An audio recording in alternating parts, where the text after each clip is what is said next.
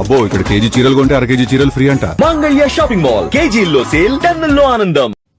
ఏపీలోని ఏజెన్సీ ప్రాంతాల్లో ఆదివాసీ జేఏసీ గిరిజన సంఘాలు తలపెట్టిన బంద్ విజయవంతమైంది. ఈ బంద్లో దుకాణ సముదాయాలు స్వచ్ఛందంగా పాల్గొన్నాయి. విశాఖ జిల్లా పాడేరు, పోలవరం జిల్లా రంపచోడవరం, జీలుగుమిల్లి, వేలేరుపాడు, కుక్కునూరు, ఏలూరు జిల్లా బుట్టాయగూడెం, పార్వతీపురం జిల్లా కురుపాం, గుమలక్ష్మీపురంలో బంద్ కొనసాగింది. షెడ్యూల్డ్ ప్రాంత ఉద్యోగాల్లో ఎస్టీలకు 100% రిజర్వేషన్ చట్టం రూపొందించాలని, 1/70 చట్టం పరిరక్షణకు ప్రభుత్వం పటిష్ట చర్యలు చేపట్టాలని డిమాండ్ చేస్తూ ఉన్నారు. వీటిపై సీఎం చంద్రబాబు ఆదివాసీ దినోత్సవాల్లో స్పష్టమైన ప్రకటన చేయాలని నేతలు డిమాండ్ చేస్తున్నారు. గిరిజన హక్కుల సాధన, చట్టాల పరిరక్షణ ధ్యేయంగా ఈ మంజం బంద్కు పిలుపునిచ్చారు. ప్రధానంగా గిరిజన ప్రాంతాలైన అల్లూరి సీతారామరాజు, పార్వతీపురం మంజం, ఏలూరు జిల్లాల్లో ఈ బంద్ ప్రభావం ఎక్కువగా ఉంది.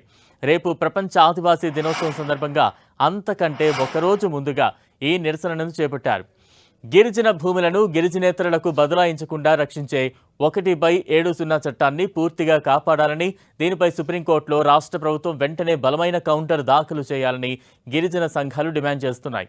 ఏజెన్సీ ప్రాంతాల్లోని స్థానిక ప్రభుత్వ ఉద్యోగాల్లో ఎస్టీ అభ్యర్థులకే 100% రిజర్వేషన్లు కల్పించేలా చర్యలు తీసుకోవాలని డిమాండ్ చేస్తున్నాయి.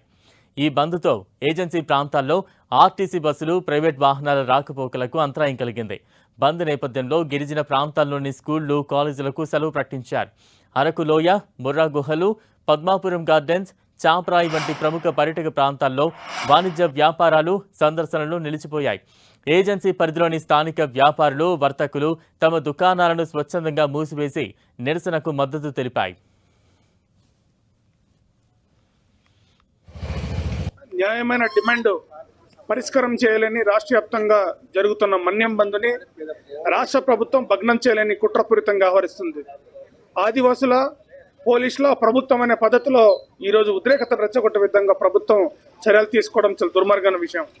ఆదివాసులకు శాంతియుతమైన నిరసన తెలియజేసే హక్కు భారత రాజ్యాంగం ఇచ్చింది.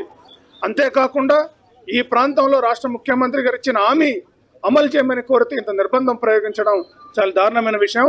రాష్ట్ర ప్రభుత్వం తక్షణమే ఆదివాసులకు 100% రిజర్వేషన్ మీద ఉత్తర్వులు ఈ క్షణం ఇచ్చినా మేము బంధుని వెంటనే విరమిస్తామని చెప్పి కూడా ఈ సందర్భంగా మేము విజ్ఞప్తి చేస్తున్నాం. అంతేకాకుండా ఈరోజు ప్రభుత్వం 170 అమల్లో చాలా లాభపుష్టంగా వ్యవహరిస్తుంది, చిత్తశుద్ధిగా లేదు. ప్రభుత్వం చర్య ఇదే రకం కొనసాగితే రాబోయే కాలంలో పెద్ద ఎత్తున ఉద్యమాలు చేపడతామని ప్రభుత్వానికి హెచ్చరిక జారీ చేస్తాం. న్యాయమైన డిమాండ్ ఇది బంద్ యొక్క ముఖ్య ఉద్దేశం. ఆదివాసీ ప్రాంతంలో ముఖ్యమంత్రి గారు ఇచ్చినటువంటి హామీ 100% ఉద్యోగ రిజర్వేషన్ ప్రకటించాలని చెప్పేసి, అలాగే 170కి సంబంధించి 1672 మంది నాన్ ట్రైబు సుప్రీంకోర్టులో 170 చట్టాన్ని సవరించాలని చెప్పేసి సుప్రీంకోర్టులో ఫిర్యాదు చేయడం జరిగింది. వీటికి సంబంధించి కేంద్ర రాష్ట్ర ప్రభుత్వాలు వెంటనే కౌంటర్ పిటిషన్ వేయాలని చెప్పేసి అల్లూరి సీతారామరాజు జిల్లాను జోన్ 1గా కొనసాగించేటట్టు జీవో ప్రకటించాలని చెప్పేసి ఈరోజు బంద్ నిర్వహిస్తా ఉన్నాం. ఎప్పటికైనా ప్రభుత్వం స్పందించి ఈ డిమాండ్లు తప్పకుండా పరిష్కారం చేయాలని చెప్పేసి, ఈ లేదనుకుంటే భవిష్యత్తులో జరుగుతున్నటువంటి ఉద్యమం ఇంకా ఉధృతం చేస్తామని చెప్పేసి ఈ ప్రభుత్వాన్ని మేము హెచ్చరిస్తా ఉన్నాం.